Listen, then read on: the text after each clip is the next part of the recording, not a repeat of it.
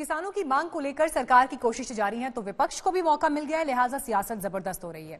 कुछ दिन पहले ही राहुल गांधी ने राष्ट्रपति को ज्ञापन सौंपा और कृषि कानून को रद्द करने की मांग की।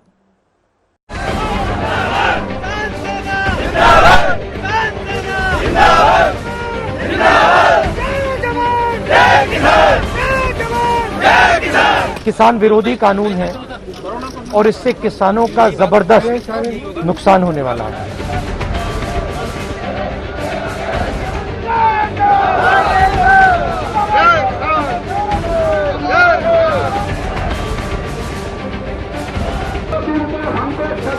जब कांग्रेस सत्ता में थी तो किसानों के मुद्दे पर ऐसी गंभीरता नहीं दिखाई। अब विपक्ष में है तो किसानों के हित की याद आ रही है। अभी 24 दिसंबर को ही राहुल गांधी राष्ट्रपति भवन पहुंचे थे। उन्होंने कृषि कानून को काला कानून बताते हुए रद्द करने की भी मांग की थी।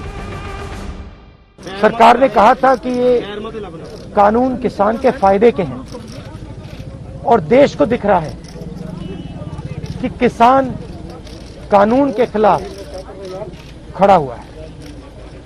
और मैं प्रधानमंत्री जी से कहना चाहता हूं कि ये किसान हटेगा नहीं। प्रधानमंत्री को ये नहीं सोचना चाहिए कि किसान और मजदूर घर चले जाएंगे, नहीं जाएंगे।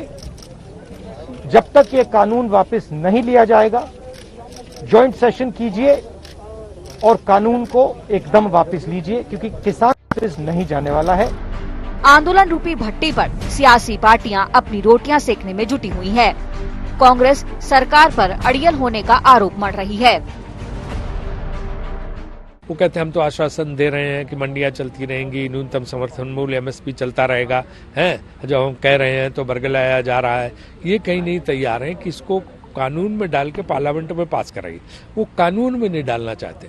सर, किसानों की मांग यही है और किसान संगठनों की मांग भी है कि जो बातें हैं कि न्यूनतम समर्थन मूल्य रहेगा, MSP रहेगी, मंडियां रहेंगी और उससे नीचे न्यूनतम समर्थन मूल्य से नीचे कोई नहीं खरीद सकता। ये बात आप कानून में डालिए ना, तो ये जो कानून को वापस लेके उसी संसद सत्र में तुरंत जो है वो दूसरा कानून लाके पास करा लीजिए। राजनीतिक दलों के वोट बैंक वाली तिजोरी का सबसे अहम खजाना रहा है किसानों का मुद्दा।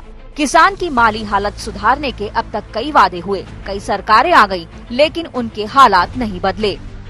अब सरकार कह रही है कि 2022 तक किसानों की आय दोगुनी करेंगे। तीनों नए कृषि कानून, MSP की दरें बढ़ाया जाना, किसान रेल, PM किसान निधि जैसी योजनाएं उसी दिशा में उठाए गए कदम है। लेकिन विपक्ष मुद्दे की खोज में है। किसान आंदोलन से उन्हें ये मौका मिल गया है।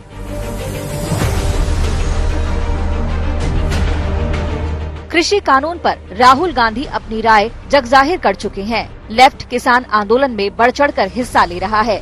शरद पवार कह रहे हैं कि 7वें दौर की बातचीत में समाधान नहीं निकला तो पूरा विपक्ष किसानों के पक्ष में खड़ा होगा। पवार साहब की जो पार्टी है, शिवसेना है, कांग्रेस है, महाराष्ट्र में भारत बंद के दौरान उन्होंने समर्थन दिया था और इस लड़ाई में वो किसानों के साथ में है। तो जायजा उन्होंने भी लिया कि महाराष्ट्र के किसानों का क्या कहना है, इसमें कितना कंट्रीब्यूशन है, क्या है। और उन्होंने भी हमें आश्वासन दिलाया कि 30 तारीख तक, मतलब कल की बैठक अगर कुछ बेनतीजा होती है तो पूरा विपक्ष है, UPA के सभी घटक दलों को वो आह्वान करेंगे कि पूरे देश में यह आंदोलन जो है जन आंदोलन के साथ में समर्थन देने के लिए रास्ते पर वो उतर आए।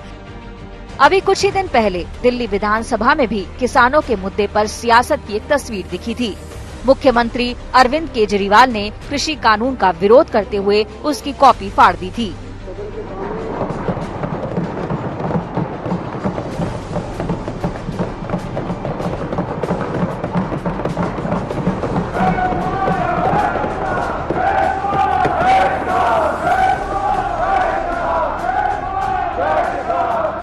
तीनों काले कानूनों को खारिज कर दिया और केंद्र सरकार से अपील की है कि वो तुरंत इन तीनों काले कानूनों को वापस ले।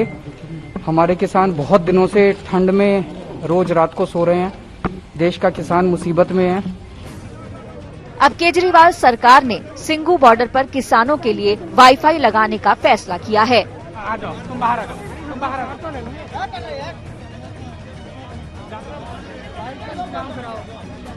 किसान आंदोलन पर सियासत को लेकर प्रधानमंत्री मोदी विपक्ष को साफ शब्दों में समझा चुके हैं कि उनकी सियासत से सरकार का इरादा डगमगाने वाला नहीं है। हाल में हुए कृषि सुधारों की मांग बरसों से की जा रही थी। अनेक किसान संगठन भी पहले ही मांग करते थे कि अनाज को कहीं पर भी बेचने का विकल्प दिया जाए। आज जो लोग विपक्ष में बैठकर किसानों को भ्रमित कर रहे हैं, वो भी अपनी सरकार के समय इन कृषि सुधारों के समर्थन में थे, लेकिन अपनी सरकार के रहते वो निर्णय नहीं ले पाए, किसानों को झूठे दिलासे देते रहे। आज जब देश ने यह ऐतिहासिक कदम उठा लिया तो यही लोग किसानों को भ्रमित करने में जुट गए हैं।